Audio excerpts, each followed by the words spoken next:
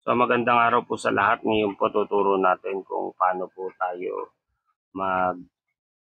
mag-trouble ng machine board not connected. So ang gagawin po natin ay punta lang po tayo sa likod ng box, i-disable po natin yung kiosk. And then may other way pa naman para ma-disable ang kiosk. So send command. Send command gamit po yung cellphone natin, ma-disable na po natin yung kiosk. Okay?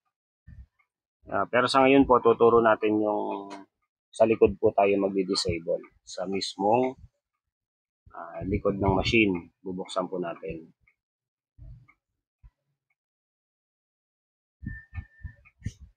And then, ito po yung part niya. Kailangan natin ng itap ang volume up, ang power button, 1, 2 times power button, and then volume up. So, yan. Kita naman po natin sa screen. And then, tingnan po natin sa likod. May lalabas po dyan na disable kiosk. So, tap lang natin yung disable kiosk.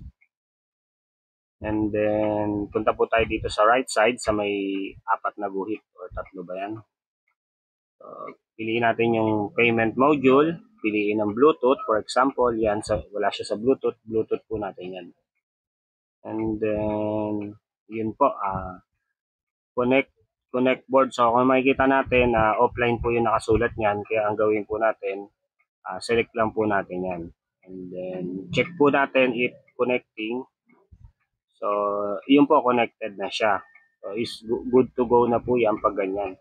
Balik lang po natin sa kiosk mode, and then classic, and then select. Yan, okay na po yan.